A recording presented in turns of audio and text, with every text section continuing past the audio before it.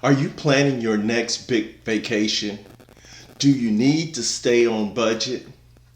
Well, if you are a budget-minded traveler, you want to go somewhere exotic and save money, then keep watching this video because I made this for you.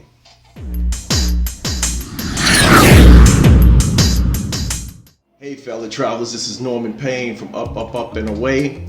Thank you for stopping into my channel and welcome back. This channel is about everything travel. Travel tips, travel hacks, everything travel. We have destination and cruise port videos all on this channel. So if you want to know what's going on in the travel world, be a better traveler, then hit that subscribe button right now. Planning a vacation can be exciting, but there are a lot of tasks that goes into planning a good vacation. One is staying on budget. People go out there and they will splurge for a vacation just to come back to find that they have a lot of bills connected to that vacation. But I got some tips to help you stay on budget. So let's get into it. First of all, set a realistic budget. What can you really spend on this vacation? Put a number out there. Don't be afraid. Put that number out there and then try to work with inside that budget. A lot of people, they'll plan a destination and then pay for it and realize that they are in debt for a while. And then there's no more vacations that year because you got to pay off that bill that you created. That is not the way to go.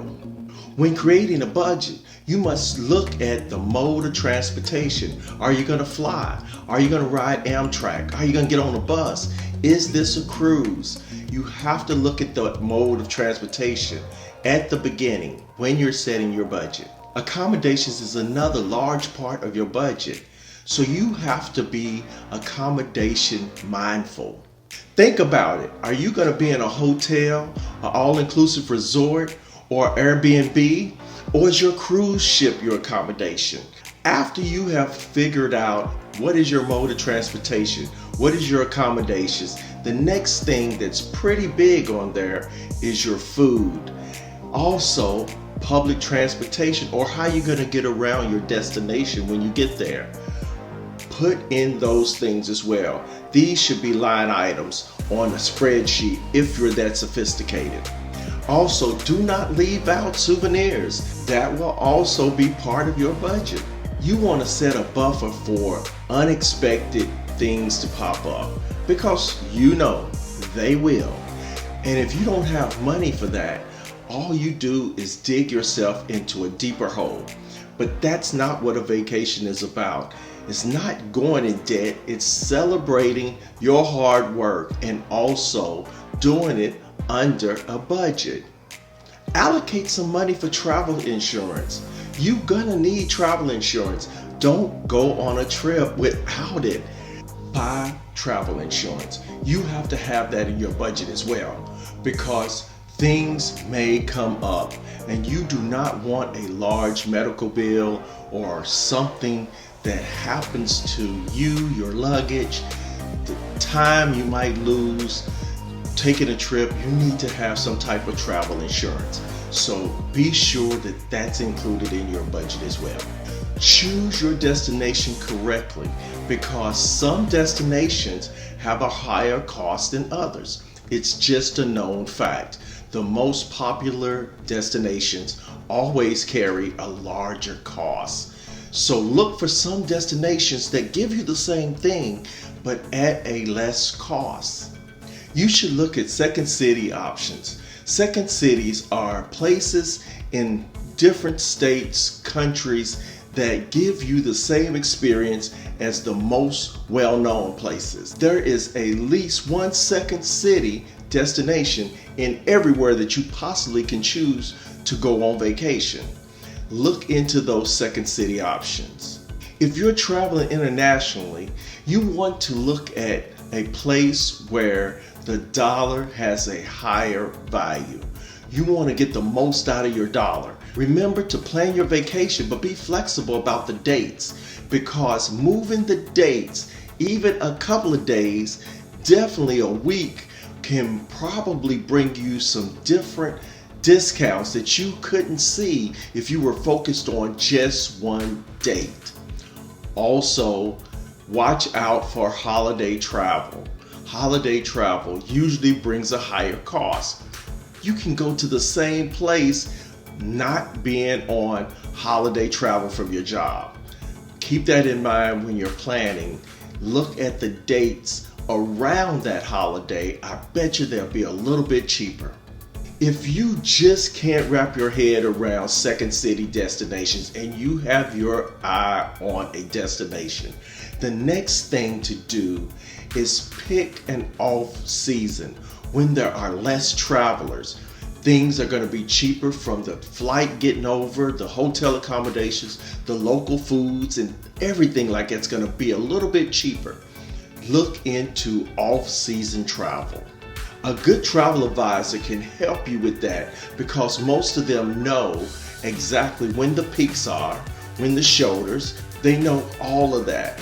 So take a moment to get hold to your travel advisor and ask them about those off-peak times.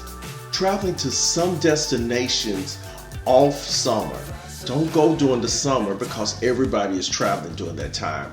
But going to, say, Rome or Spain in the winter months in the United States can also be cheaper. You may have to carry a jacket. Yes, just pack layers, because sometimes the weather is very nice even though it's in the winter time.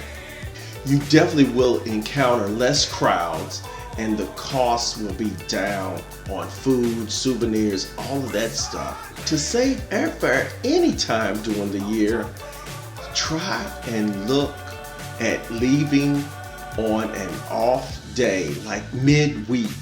Tuesdays, Wednesdays, and Thursdays are usually the cheapest time to travel. Most travelers depart on the weekend. That is a known fact. Fridays and Saturdays is when people kick off their vacations. Do it different. Pop yours off on a Tuesday or a Wednesday. It will save you some money. If you stay away from the holidays, stay away from the weekends, go ahead and use a couple of PTO days to take your vacation off season, off peak. It will save you hundreds and hundreds of dollars if you just don't look at the days off as being value. Those days probably have least value than they do compared to getting some money back on your travel and accommodations. Don't ever book your flight last minute. Only if you have the flexibility of not going on that trip, you can do that last minute booking. But I don't suggest that, because airlines, hotels, all of those, they do as demand. So if the demand builds, those prices will go up. So don't do it last minute. Do it as far out as possible. The earliest, the better, because that's when they're trying to get people on those flights, and it is cheaper for that same seat early on than it is closer to the departure date. Using public transportation can save you a lot of money. Instead of getting in a taxi cab or an Uber, there's probably a bus or train system that goes right to all of those attractions that you want to go to. They plan that stuff so that they can get people around, especially in tourist areas. So look at the public transportation opposed to a taxi or Uber. Buses, trains, and trams all can be cheaper if you buy a pass, like a weekly pass, or some of them in 3 days. You can get a 3-day pass opposed to paying out your pocket every time you want to get on a public transportation. Make sure you research the destination you're going to and see what their public transportation is like. There are many, many options in European cities. They will have everything you need to get you around their city. Amsterdam has boats. They have trains, they have buses, whatever you can think about, they have it so that they can get you through and around their city. Meal planning. Plan your meals. Plan wherever you're gonna eat at. Always know that breakfast is the least expensive meal of the day. So I would say make that a big meal.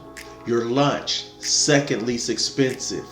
I would taper down from there. Dinner time, the biggest expense. Everybody charges a lot for dinner meals.